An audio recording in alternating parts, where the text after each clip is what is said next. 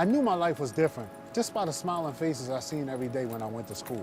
I couldn't imagine folks experiencing the same fear and drama that I was experiencing in my everyday life and be happy about it. I realized just how different I was on the night my mom hollered, "Let's go." Boy, was I scared. As she got in the car, she started to drive. It was a short drive, and I was confused when we pulled up to the police station. But boy, was I relieved, because I knew I hadn't done anything wrong. So my only thought was that she was here to report a crime. Still, she snatched me out the car and rushed me inside the police station with a fierceness that I couldn't understand. As the door bust open, my mom looked directly in the cop's eyes and said, "Take him, I don't want him anymore," and turned to walk out the door. The cop hollered, "Ma'am, what are you doing?" My mom stopped and turned to look at her and said, "If you make me take him home, I'm going to kill him." And with that, she was gone. I was confused. Why didn't my mom want me? I couldn't understand it. I was trying to be who I thought she wanted me to be. As much as I tried to act like it didn't bother me and tried to make it seem like it was her loss, yo, it hurt. It hurt deeply. And I knew from that point forward, violence was going to be my answer to anybody that crossed me. Because no matter what, no matter who it was, in my head, I heard my mother saying, "If you make me take him home, I'm going to kill him." I remember it like it was yesterday. Boom, boom, boom. And I knew at that moment that my life changed. Because even over the gunshots, I heard, "If you make me take him home, I'm going to kill him." And as I turned and walked away, with the gun falling to my wayside, I knew at that moment my life had changed forever. Escaping the death penalty and a life sentence, I promised the judge that I would get my life together. It was a promise that I wasn't ready to keep. I mean, I was fine as long as nobody bothered me or disrespected me.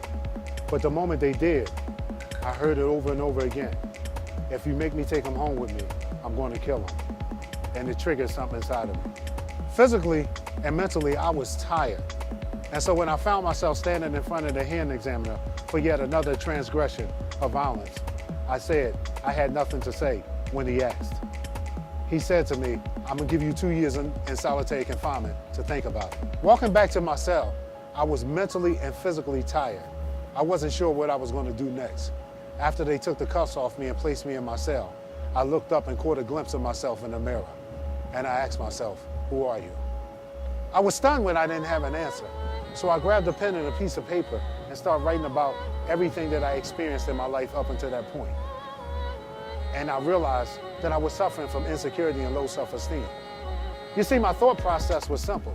If my mother didn't want me, why would anybody else want me? In other words, I was my own worst enemy. Grabbing a pen and a piece of paper, I began to write feverishly. I began to tell my mother everything that I was feeling, everything that was running through my mind, starting with the night that she took me to the police station and left me there. How she led me to believe that my life meant nothing, that my life had no value, that it had no purpose, and I was angry. I wrote and I wrote. I wrote for 7 pages. When I was done, I folded the letter up, put it in an envelope, and stuck it under a mattress. For the first night since I was 8 years old, I slept peacefully. A few days later, I grabbed the letter and started to read it, and I felt nothing.